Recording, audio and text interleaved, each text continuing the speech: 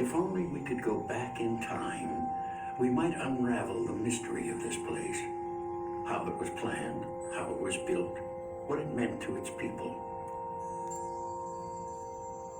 Now we can see only hints of all that was Cahokia. A huge mound, the largest earthen monument in the Americas, and a vast series of smaller mounds arranged in patterns across the largest archaeological site north of Mexico. There is no other place like Cahokia. We're still learning its secrets, and they point to a far-reaching enterprise, to a people who had a vision for what they would build, and to a city like no other in its time.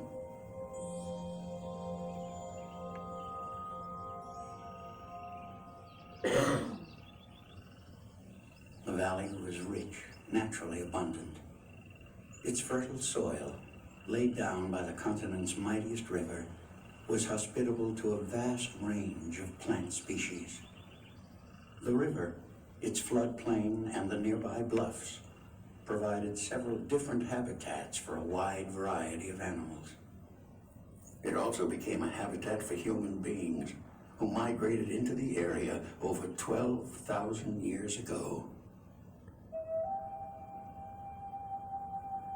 1,000 years ago, the people here evolved into a culture we call Mississippian. These were the men and women who built the mounds. Like earlier people, they grew squash, sunflowers, and other seed-bearing crops. Wild plants, fish, and other animals were also important food, but the fuel for their great enterprise was agriculture. When Mississippian communities started growing corn, for example, they could produce more food than they needed, a surplus.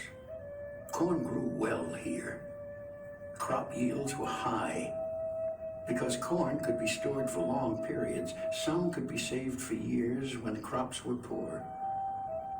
With a steady food supply, great numbers of people could make Cahokia their permanent home. Mississippians could also exchange surplus crops for meat, tools, clothing, or other items. This meant some people didn't have to farm. They could specialize in other activities, such as tool making. So corn and other crops became more than food. They fueled a whole society. The leader might demand a share of corn to use for a variety of purposes. His emissaries might trade their community's surplus for rare and exotic goods, such as copper or seashells. Mississippian communities traded in this way over a network that spanned thousands of miles, from the Great Lakes to the Gulf of Mexico, from the Atlantic Ocean to the Ozarks. All of these communities were part of the Mississippian tradition. The larger ones built massive, flat-topped mounds, huge platforms of earth where temples or other buildings were erected. In the American Bottom region, where the Mississippi and the Missouri rivers converge, there was an even more closely linked network. Small communities, some consisting of just a few houses planted at the edge of a cornfield, were linked to larger villages, which were themselves linked to still larger communities, some with thousands of residents.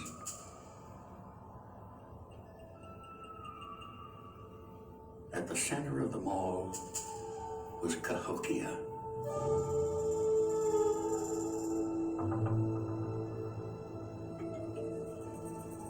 Cahokia, the great mounds, the vast ceremonial plazas, houses as far as the eye could see. Cahokia. It was the seat of power, of vitality, of wealth, of security. It prevailed for several hundred years. Cahokia. Its many parts were sited with great and deliberate precision. Each area had a function. There were enormous plazas, for games, ceremonies, and great gatherings. There were miles of stockade wall protecting the central ceremonial area.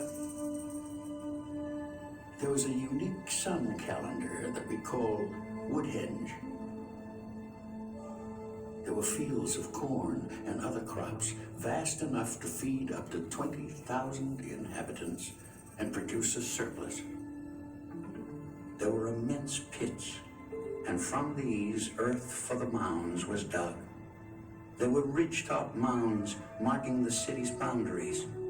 There were flat-top mounds where buildings stood, and there were conical burial mounds. And there was one mound, greater than all the others, greater than any other structure in the whole Mississippian world. This great platform of earth was at the center of the community.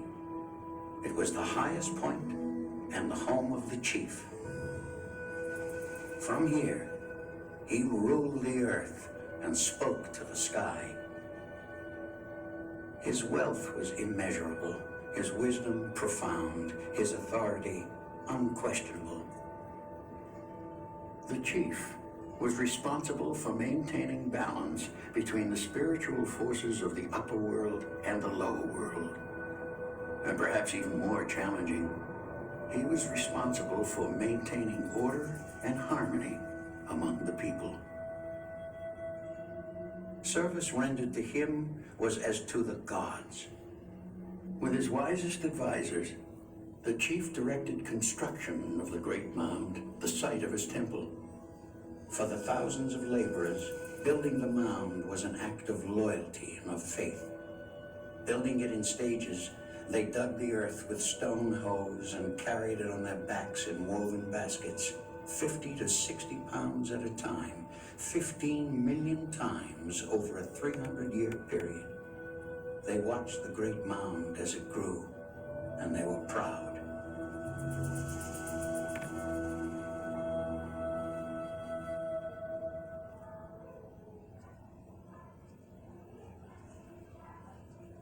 Cahokia was a busy place, bustling with human energy.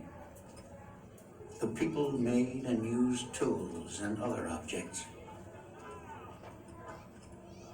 They obtained and prepared food. They built houses and other structures. They struggled with all the byproducts of urban life, such as crowding, garbage, crime. They raised children, nursed their sick, and buried their dead.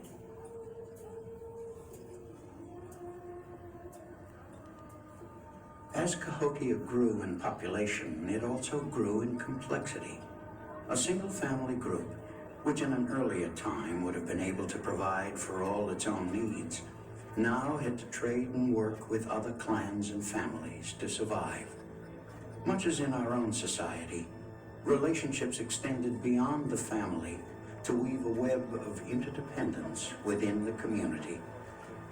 For the people of Cahokia, each day was a challenge to the body, to the mind, and to the spirit.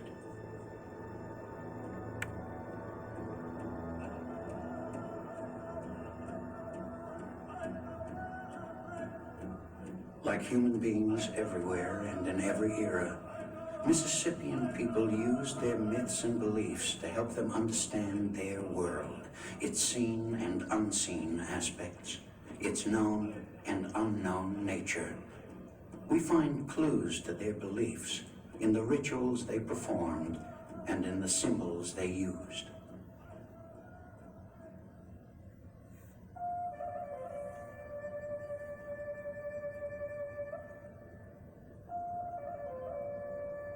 A seed is buried like a friend who has passed away, and from it grows a new plant which ripens and is harvested so that the seed may be planted again.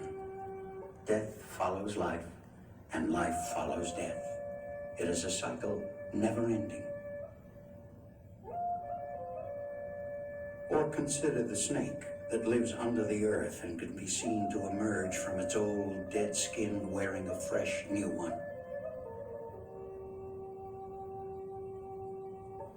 Or witness the sun, the giver of fire and life, advancing across the heavens in a perfect, predictable arc. Use it to chart the seasons. Use it to mark the moment when day and night are equal. Use it to measure the cycles of life.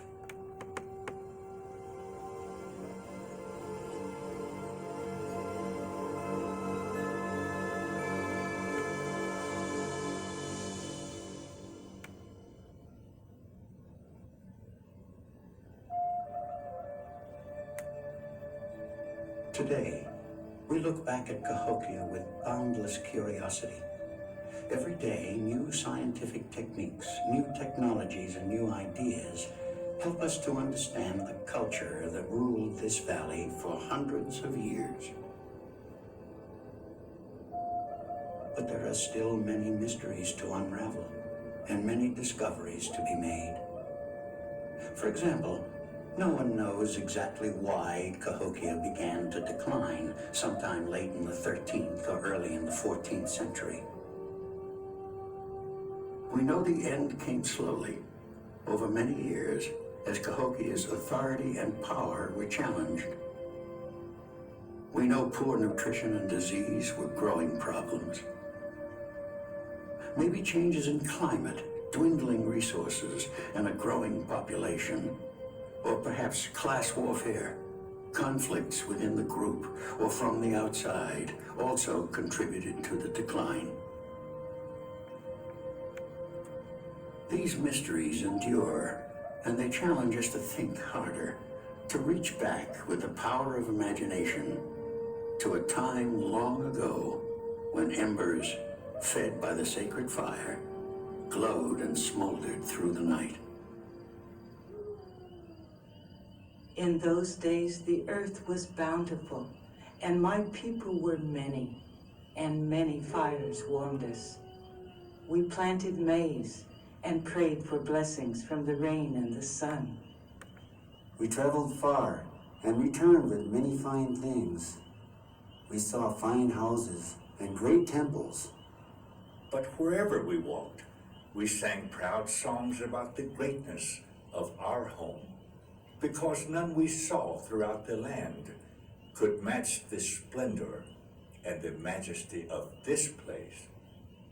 This place, where the maize grows tallest, where the runners are most swift, where the builders reach the sky, and where the noble sun shines most brightly.